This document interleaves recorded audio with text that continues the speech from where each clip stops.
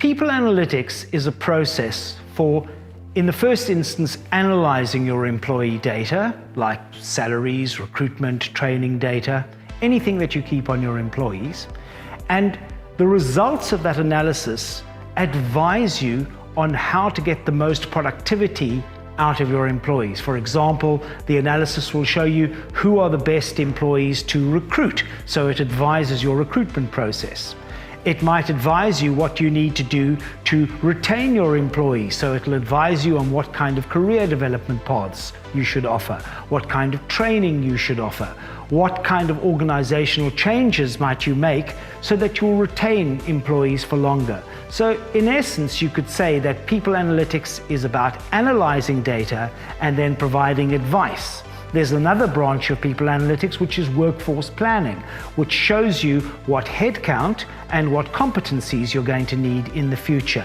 But broadly speaking, it's about analyzing data and advising you on how to have the most productive workforce.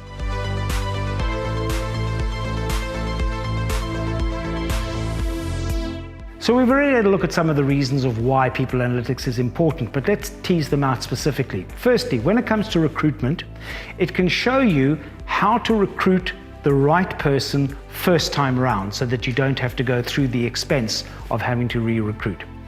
Secondly, it can show you how to engage your employees so that they stay with you and continue to perform well throughout their time at your organization.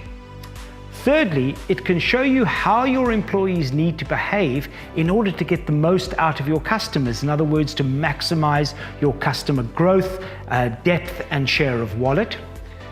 Fourthly, as we said, it can help you work out ahead of time what headcounts and competencies you're going to need well into the future. All in all, I would say that people analytics allows you to get the most value from your workforce and also offers you a tremendous competitive advantage over companies that are doing it less well than you are.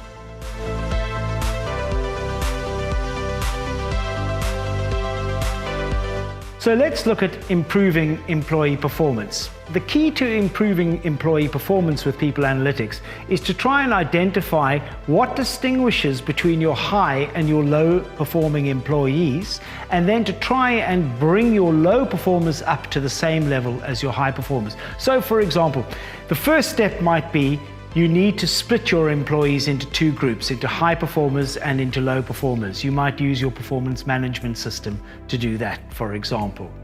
Now you've got to say, what are the factors that distinguish between the lows and the highs? You might find that it's something like training, so that your high performers have had better training than your low performers. So the answer is simple. You then change your training process to improve the performance of the low performers.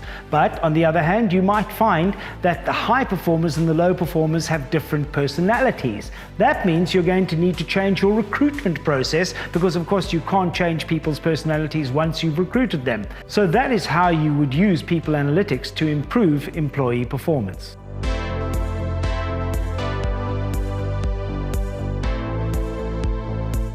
The process is really general, and you can use it in many different ways. For example, you can use it to distinguish between engaged employees and non-engaged employees. So what makes some employees happy and others less happy, and then change things in the organization to bring up the general levels of engagement. You can use it to distinguish between high-performing leaders and low-performing leaders. You can even use it to work out why are some employees absent so often and others not, and then make changes either to your recruitment process or to the factors that lead to absence. So there's an enormous range of ways that you can use this very straightforward people analytics process.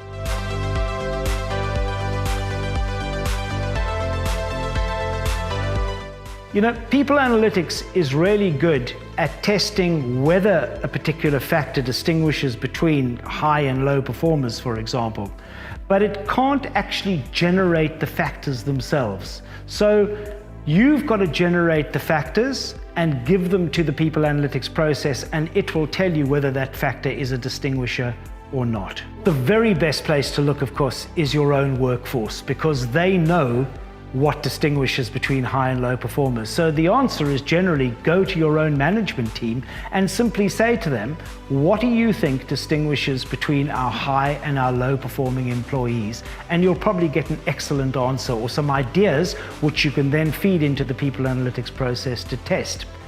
Another really good reason to use your own workforce is that whatever the people analytics tells you is the answer, you're going to end up changing one or other of your processes, your recruitment, your training, something along those lines. And in that case, you're going to want your managers to buy into the new process. If they built the process themselves by providing input, they're far more likely to use it rather than to treat it like a tick box exercise. So generally, for ideas for what factors, use your own workforce.